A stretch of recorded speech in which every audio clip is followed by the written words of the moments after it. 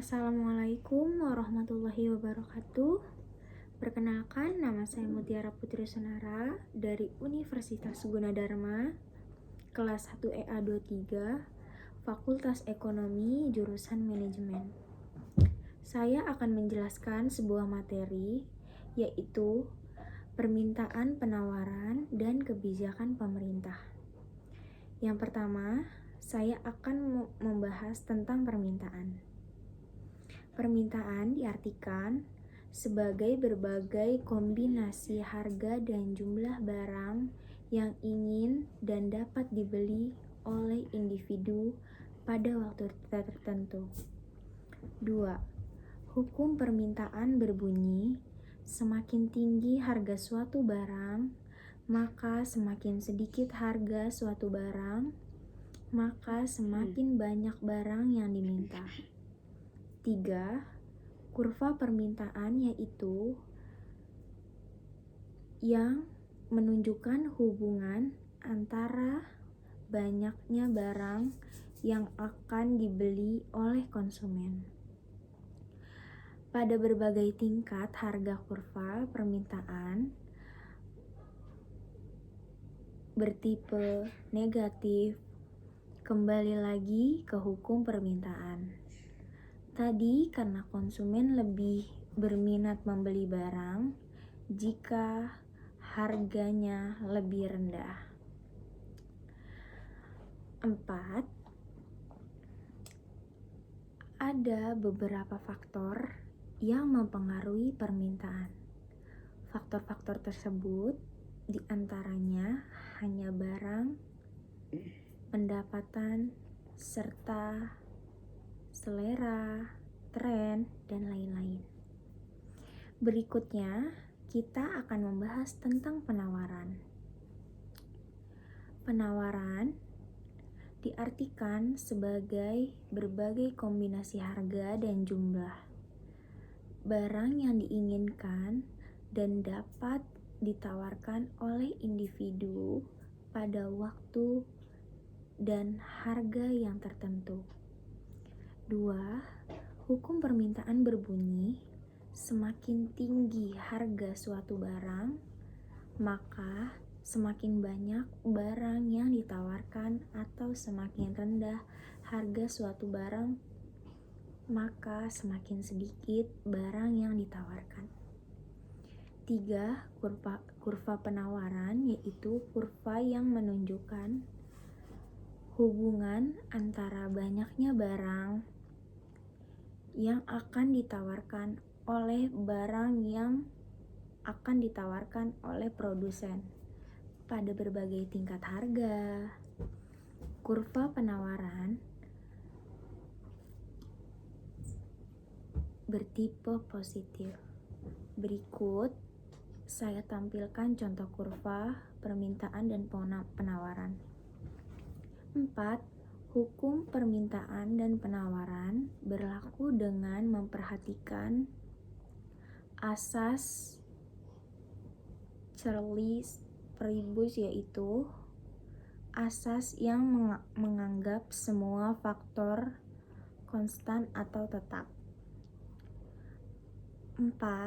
Pada materi tentang permintaan, penawaran, dan kebijakan pemerintahan ini juga membahas tentang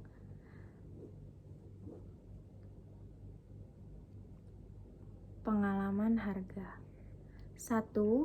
Pengadilan harga dibagi menjadi 2, yaitu yang pertama bahas harga tinggi, price keliling, yang harga maksimum sesuai dengan pertumbuhan untuk harga sebuah barang.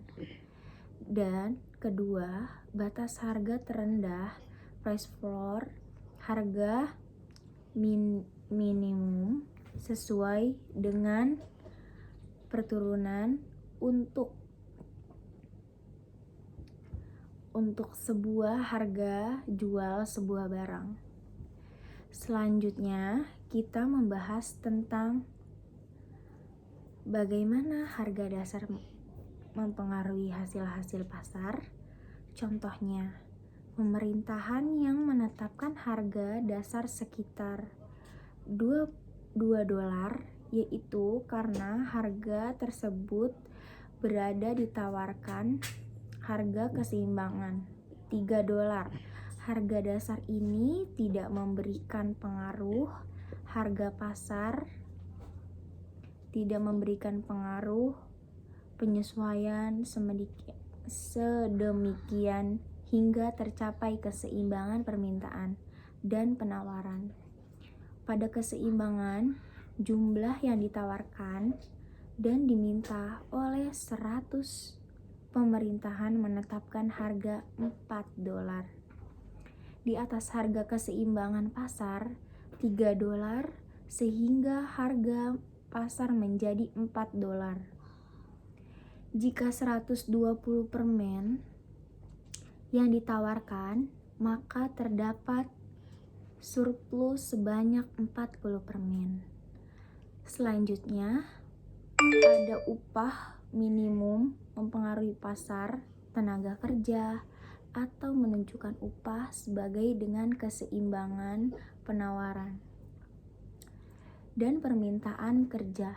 Lalu menunjukkan dampak dari upah minimum yang meningkatkan karena upah minimum ini disebut dinyatakan surplus jika jumlah tenaga kerja yang ditawarkan melebihi jumlah yang diminta, maka hasilnya adalah pengangguran.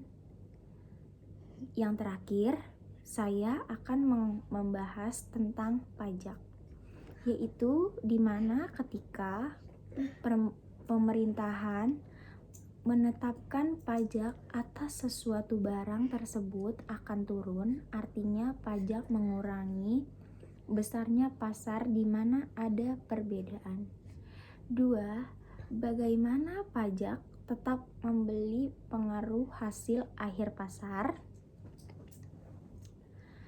Nah, ada 2 pembelajarannya, yaitu yang pertama, pojok mengurangi aktivitas pasar, masuknya ketika pajak dikenakan, masuknya pajak terhadap barang, maka jumlah barang uang tersebut keseimbangan. Bagi yang kedua, pembelian dan penjualan, pajak bebas dan pajak dan membagi beban pajak. Pada keseimbangan baru, maksudnya pembeli membayar lebih maksimal pembayaran lebih untuk lebih besar barang, sedangkan harga penjual menerima lebih sedikit. 3. Bagaimana pajak terhadap penjual mempengaruhi hasil pasar? Pajak kepada pembelian dan pajak kepada penjual besarnya itu sama dalam kedua kasus. Pajak membuat suatu irisan pembelian dan harga yang diterima oleh penjual. Irisan adalah harga penjual antara sama tanpa memperhatikan apakah pajak dikenakan kepada pembeli atau penjual. Sekian dari saya. Wassalamualaikum warahmatullahi wabarakatuh.